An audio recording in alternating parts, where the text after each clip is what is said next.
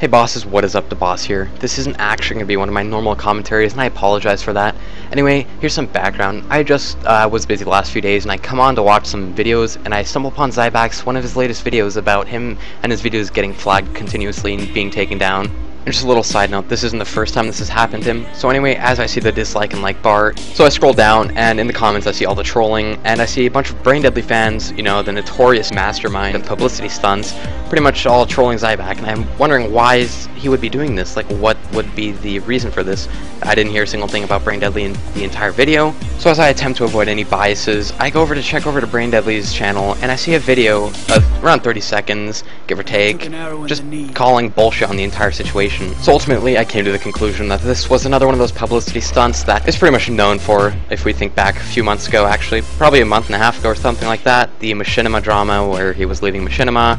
I knew he'd be back within 2 weeks or so to be making videos. However, I didn't say anything because I had been watching Braindeadly for quite a while at that point, and I really just hoped that I was wrong, but ultimately he proved me incorrect. So anyway, I kept thinking about it, and it completely stumped me as to why he would do this, what his motives were, and what he would gain for doing this other than just ruining someone else's career as YouTube. So really, I just came to the conclusion that he was just in it for the money. I don't see why, as he has a pretty large subscriber base of a high amount of in the 30,000s, which is quite a bit if you ask me. Imagine having 35,000 people in one room there to watch you. That's just absurd, in my opinion. That's just ridiculous. So I don't see why why someone would be so greedy as to just want more and more and more and not be content with just a growing channel. Like, I don't understand. I'm happy with 450 subs, and I'm just completely grateful for all the support that I already get. I don't see a point in trying to ruin someone else's career entirely just to boost your own. That's just completely, that's how the world works. People are just completely fucking assholes, in my opinion. It may come off as entirely cynical, but it seems like a lot of people are just out there just for personal gain. They don't care if they ruin someone else entirely. It just doesn't matter to them at all. Now, don't get me wrong, it seems like the minority are out there to undermine people, not the majority. The majority aren't corrupted by destruction of greed and everything. It seems like it sometimes, but I don't feel like that's the majority. For instance, the main reason I started my YouTube is due to watching the handful of amazing commentators that I watched on YouTube, with C-Nanners, Mercator, Zybak, Bashira, the list just goes on and on.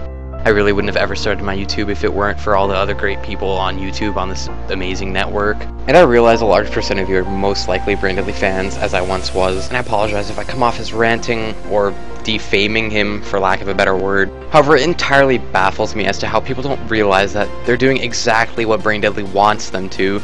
They're going over to his channel to troll him, etc., and feeding him views. All of these views are just a large revenue increase for him, and just giving him a lot more publicity as exactly what he wants, which is ironic, because everyone's going over there to accuse him of being a publicity stunt artist, which I am at fault for doing as well, and this is really just helping him in the long run and giving him exactly what he wanted. So my real conclusion is, like, if you realize he's a publicity artist, you shouldn't be clicking on his videos and supporting him, even if he's just causing drama and starting a quote-unquote war on Zybak. Like, yeah, clicking on his video and trolling him is really helping him in the long run. It's pretty much an identical form of a gaming version of the Rebecca Black Friday song in place of music. It's just gaming. The publicity is just used to make money and money and money. So really what I'm trying to say is, if you dislike a YouTuber or someone online, if you're trying to make them angry, trolling isn't going to help. You're really just giving them exactly what they want, and views in general. So really, if it doesn't matter which side you're on, if you think Braindeadly's in the right, if you think Zybak's in the right, don't go troll the opposites. Like, there's no point. You're not doing anything. You're really just helping them in the long run. Like, everyone has their opinion. I think Zybak's in the right. I may have my bias, as I've been watching him for a while, and I realized that I always thought he spoke the truth, and I thought he was a great commentator.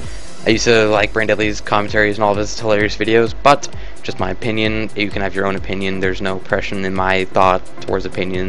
You can think what you want. I don't care what you think of me. That's your opinion. Everyone's entitled to their own opinion. Anyway, I feel like I've said enough on the matter, so let me get into some more updates. I have been trying to get up to Boss 1, my 33-minute montage on my old channel, downloaded, but every time I end up downloading it, it takes an hour to download every time I try it or so, it ends up failing, as only about half of it works, and it turns into that failed rendering BS where it's just like half of it, the second half of it is entirely black screened and nothing works, just the media fails. So don't lose hope in that. If you want to watch the video, I'll link it in the description of my old channel if you haven't seen it yet, but I'm gonna try and get it back up on this channel still. And I actually just hit level 70 on my hunter, so expect sometime in the next month when I hit 85 on him and get him at least full ruthless honor gear. Expect some arena commentaries on him, although it'll probably be pretty scrubbish, as I'll be pretty bad at hunter, I'd say, until I learn the class entirely. Anyway, let me try and get into this game here. So we're playing up against Shadow Cleave, Locke, DK, and Arresto Shaman. We've gotten Trinket out of the Shaman already, and the DK has popped quite a few of his defensive cooldowns. However, if you look, Skeets is extremely low right about now. He's sitting around on half health, but he just ended up getting topped off. If you remember, he's in about full Ruthless with T1 Ruthless weapons, so he's in full honor gear. Here we land a full Fear on the Shaman. Remember, no Trinket and no Tremor, so we realize we can put some large bursts in this DK here. As I land a full kidney on him, he Trinkets that, although I got feared off. So he pretty much wastes his Trinket, as I wouldn't have had any uptime in the first place anyway. Knowing Skeets is really undergeared and he can take some massive damage, I'm just swapping kicks in between the Locke and the Shaman. As you can see, I kicked the Locke on some of his casts and the Shaman on some others.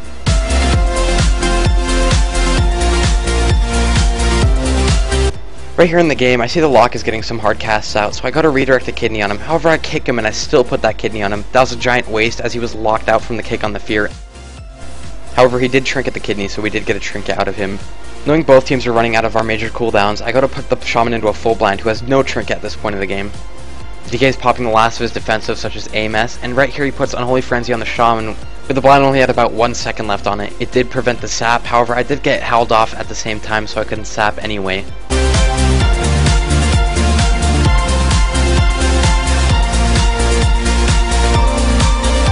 Another one of our big burst attempts right here are countered by the IBF as he runs out of the bomb. Knowing he has IBF up here, which is an increased armor and he can't be stunned, I'm just going to use my combo points to put Rupture in him, which goes through armor. At this point of the game, they're rushing out to get damage on our hunter. Neither of our teams really have many major cooldowns left, except the Shaman has Spirit Link still. So we're trying to get some pressure on the DK, who's pretty much just rushing out in the middle of the map. With a Shadow Step kick on the Shaman, we thought we'd be able to get a kill here. However, I'm getting spam howled and feared off by the Warlock.